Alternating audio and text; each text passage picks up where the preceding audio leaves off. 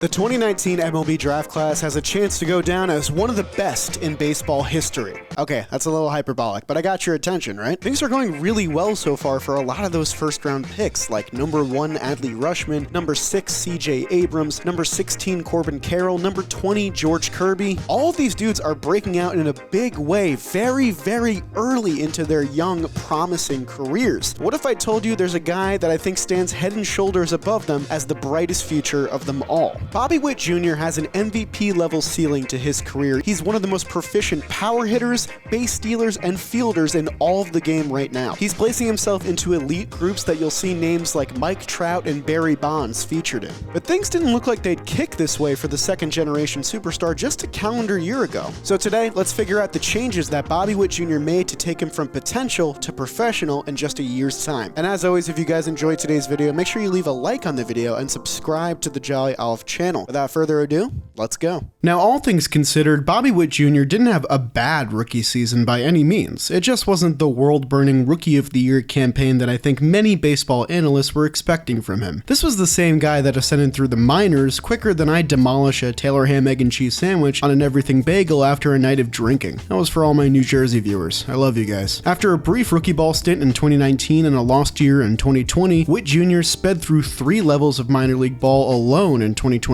In 120 games that year, he clubbed over 30 home runs, stole nearly 30 bases, and posted an impressive .936 OPS. Strikeouts were an issue like they are for many young, unpolished prospects, but the Royals didn't hesitate to christen the new face of the franchise with an opening day roster spot for the 2022 season. He made noise immediately, notching his first Royals highlight by knocking an RBI double to put the team up 2-1 on opening day, a game which they would win thanks to his game-winning hit. It was a glimpse into the capability of Witt's play going forward, but as you all know, the season is much longer than just one game. Can you imagine if the season was determined by just opening day? The Mets would have like 40 rings by now. Witt hit safely in 13 of his first 19 games, but his overall numbers in April were definitely paltry, as the club went 7-12 to close their first month. Things didn't improve much from there for the Royals in what ended up being a 97-loss season, but for Witt himself, he had his highs and lows as the 2022 campaign progressed. From May to June, Witt was one of the better hitters in all of baseball. He was second among all American League rookies in Fangraphs wins above replacement at 1.5, as well as 11 home runs and an .816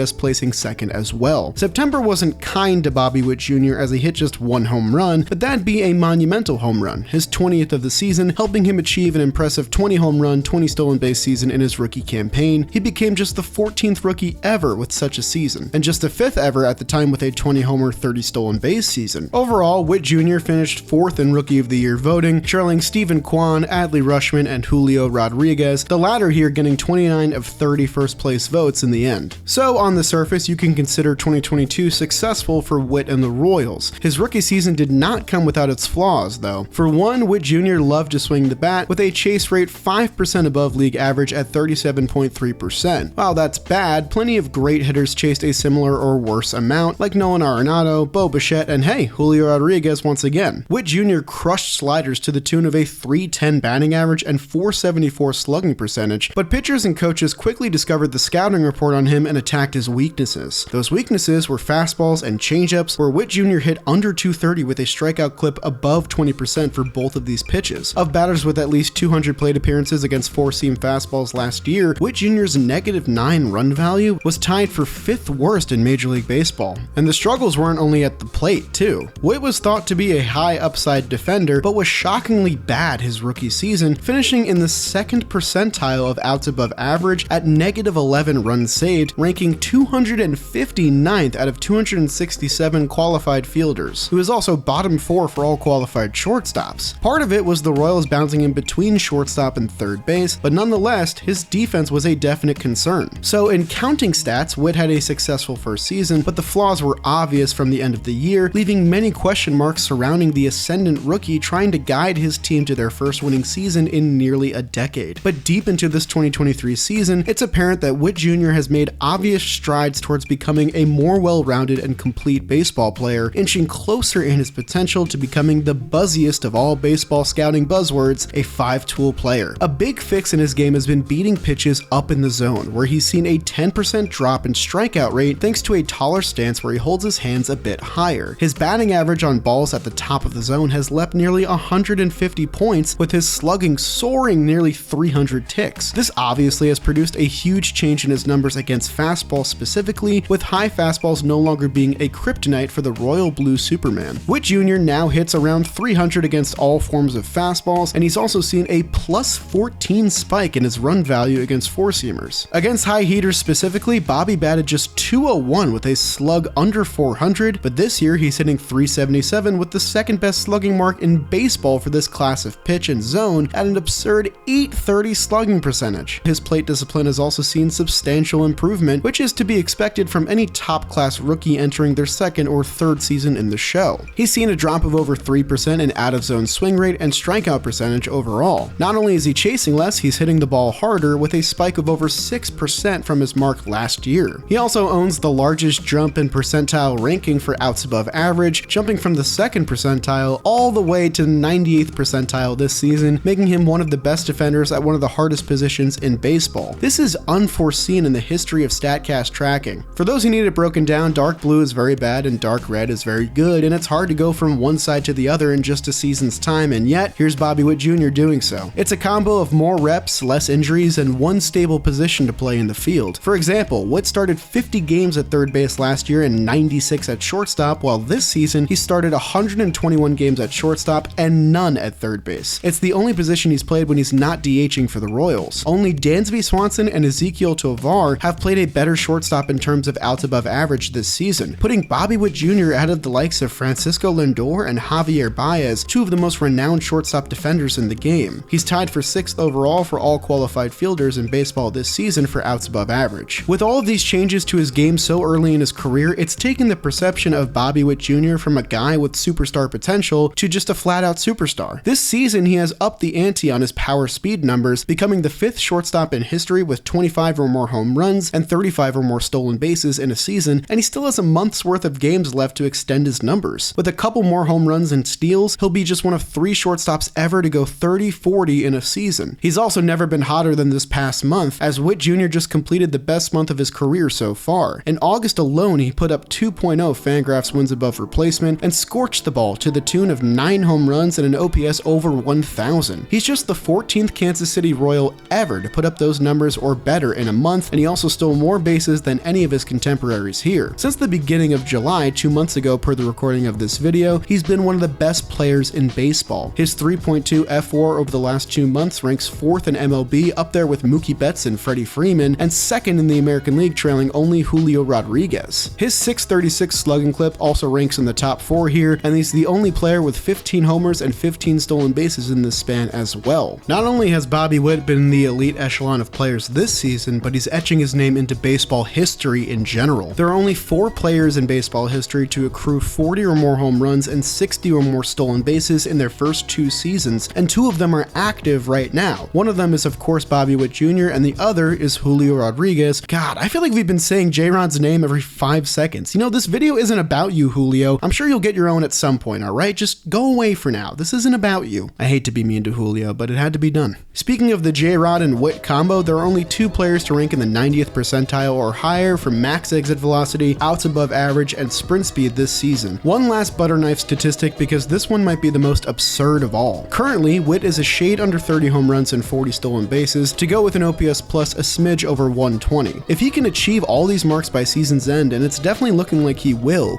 become just the 5th player aged 23 or younger to accomplish this feat in Major League Baseball history, and the list of others is insane. 1988 American League MVP Jose Canseco did so at 23 years old. Should have been 1998 American League MVP A-Rod did so at 22 years old. A young Bobby Bonds did so in 1969, and of course, American League Rookie of the Year in 2012, Mike Trout at age 20 did so as well. In a division where rivals spent big to acquire their own cornerstone shortstops, the Kansas City Royals may have found the best one of all thanks to their luck in the draft just a few years ago. Witt Jr. has the highest ceiling of any home homegrown Royals position player maybe ever, but especially since Carlos Beltran, who donned the blue uniform 2 decades ago. He was a 6.5 WAR player at 24 years old in 2001, and it doesn't seem far-fetched at all to suggest that Witt Jr. could accomplish that and more very soon. The Royals haven't had a top 5 WAR player in all of baseball since before Beltran, going all the way back to 1985 with George Brett, arguably the best player in their franchise's history. We should speak on Royals history for a second because I want to make a point. As most of you know, it's not filled with many superstar level position players. Even think back to both of their World Series winning teams. In 1985, the squad was carried by an elite rotation, while the lineup was George Brett and his 8 fully grown sons. Brett led the team with 8.3 WAR that year, and the next closest position player was Frank White at 2.5 WAR. For the 2015 team, led by one of the greatest bullpens of all time, they definitely had a core of awesome hitters. From Eric Hosmer to Lorenzo Cain and Alex Gordon to Mike Moustakas, the Royals could put the ball in play with the best of them, yet none of those guys ever truly felt like the top dog on the team. It always felt like a cohesive unit all working towards one goal, not needing a leader. So why mention all this rich Royals history? I say this because there are only 2 Royals in Kansas City's entire franchise history with over 200 home runs as a member of the team. There are only 4 players who have swiped over 200 bases in Royal Blue as well. I don't think I'm being hyperbolic when I'm saying that Witt Jr. can probably maintain this level of production going forward and will blow past these numbers if he stays a Royal. But the key signifier here is when you scroll down the list a bit to the guys who didn't make the cut in Royals Blue. You'll see names like the aforementioned outfielders Carlos Beltran and Lorenzo Cain, or other fantastic players like Jermaine Dye and Johnny Damon. All of these guys and more were either homegrown talent or acquired at a very young age and developed under the guidance of Kansas City. They all have something in common too. Instead of paying them to keep them around, the Royals traded them or let them walk elsewhere, allowing them to proceed with their incredibly fruitful careers in different uniforms. But they have a chance to right this wrong with somebody like Bobby Witt Jr., who could be a once-in-a-generation player, and they should follow the suit of many other teams boasting extreme young talent. Sure, people will raise an eyebrow and scoff at the amount of money being paid towards young players, but don't the Arizona Diamondbacks look incredibly smart thus far for locking down Corbin Carroll before his monster rookie season even took off? Don't the Seattle Mariners look brilliant for securing Julio Rodriguez for the next 13 years after he helped them break their playoff drought? Come on, man, what'd I just say? Julio again? Okay, no more mentions of J-Rod, I promise. We've already seen Witt Jr. benefit from stability this season in the batting order and out on the field, so why not take it a step further and give him the best stability out there, financial stability. The future of the Royals is incredibly bleak right now. They have one of the worst farm systems and one of the lowest payrolls in all of MLB, but imagine how much bleaker things would be without someone like Bobby Witt Jr. I think it's finally time to open the checkbook, guys, otherwise this franchise might be toast for good. And that's where things are at with Bobby Witt Jr. At just 23 years old, who knows what else he's going to accomplish in a few years' time to see if Bobby Witt Jr. continues ascending,